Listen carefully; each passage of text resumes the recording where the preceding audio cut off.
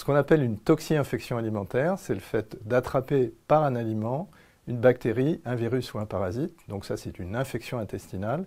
Et de temps en temps, les bactéries fabriquent des protéines qui s'appellent des toxines, qui elles-mêmes vont rendre le consommateur malade. Dans ce cas particulier, on pourra même parler d'intoxination plutôt que d'intoxication, mais en fait, ça recouvre à peu près les mêmes choses. Bonjour à tous, je suis le professeur Laurent Baugerie, je suis chef du service de gastro-entérologie et nutrition à l'hôpital Saint-Antoine, à l'assistance publique Hôpitaux de Paris, Sorbonne Université. Alors, 3 conseils pratiques pour réduire le risque d'intoxication alimentaire par les microbes. Le premier, c'est pour le poulet. Le poulet, c'est la cause numéro 1 des infections bactériennes par un germe qui s'appelle Campylobacter jejuni-coli. Et il est transmis en général par un poulet dont la cuisson a été insuffisante au niveau de la cuisse, l'articulation de la cuisse. Donc quand le poulet vous paraît cuit, regardez bien voir quand vous arrachez la cuisse de la carcasse, s'il ne reste pas un petit liquide rosé ou hémorragique, dans ce cas-là, il faut remettre un petit coup de cuisson.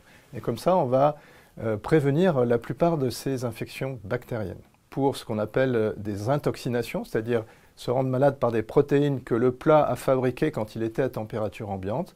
C'est quand une mère de famille ou un restaurateur a fabriqué, surtout en grande quantité, un plat en sauce. Quand il est sorti du four, qu'il baisse en température, il ne faut pas attendre plus de 2 heures, il faut le mettre au réfrigérateur si vous ne le consommez pas, bien sûr, tout de suite.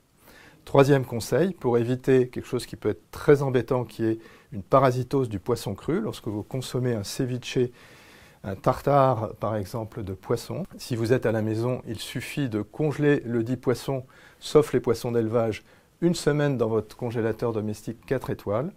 Et si vous êtes consommateur d'un restaurant, quel que soit son standing, vous pouvez demander, même si ce n'est pas toujours très bien vécu par le restaurateur, s'il a congelé son poisson avant de le servir cru.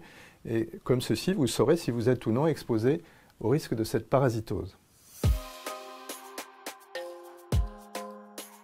La bactérie Escherichia coli, E. coli ou E. coli en anglais, c'est en fait une famille de bactéries. Et dans cette famille de bactéries, il y a une espèce qui est particulièrement néfaste, qui sont des bactéries qui sécrètent des toxines qui peuvent abîmer le rein et le cerveau. Habituellement, cette bactérie contamine par la viande qui va ensuite être souvent hachée. Donc il y aura cette bactérie dans les steaks hachés et la congélation ne suffit pas à les tuer.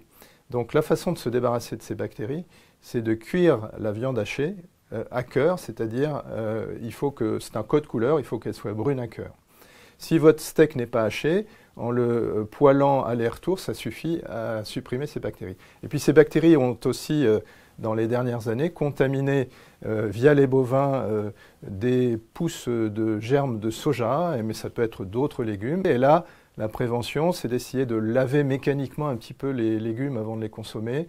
Et donc là, on les laisse tremper dans l'eau avec quelquefois, pour optimiser cette première décontamination, on peut y ajouter du vinaigre blanc dilué au 20e. Alors, comme vous le savez, la crise Covid nous a réappris l'hygiène et en particulier le lavage des mains.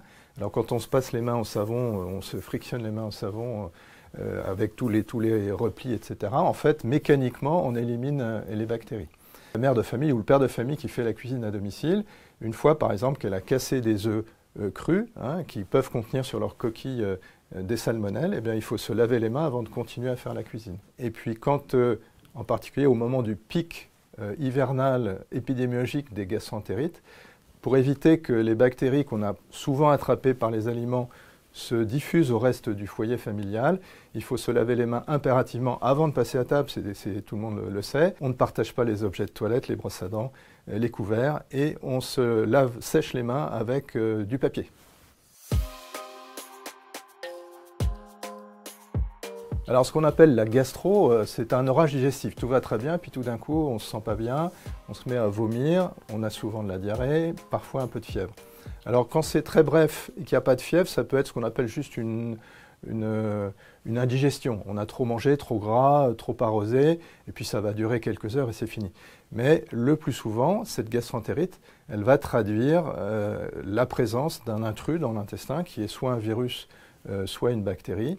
Et à ce moment-là, les choses à faire, si on n'a pas 40 degrés de fièvre, si on n'a pas la présence visible dans la cuvette des toilettes de sang, Si on n'a pas des douleurs terribles de ventre autres que des crampes, que des coliques qui vous donnent envie d'aller aux toilettes, on peut parfaitement, si on n'est pas un grand vieillard avec plein de maladies annexes ou un nourrisson, où là il faut être extrêmement réactif, mais un adulte peut très bien voir si ça passe comme ça en quelques heures ou en quelques jours, en général en moins de 3 jours, sans forcément aller voir le docteur, et en piochant dans la pharmacie pour les douleurs de spasme.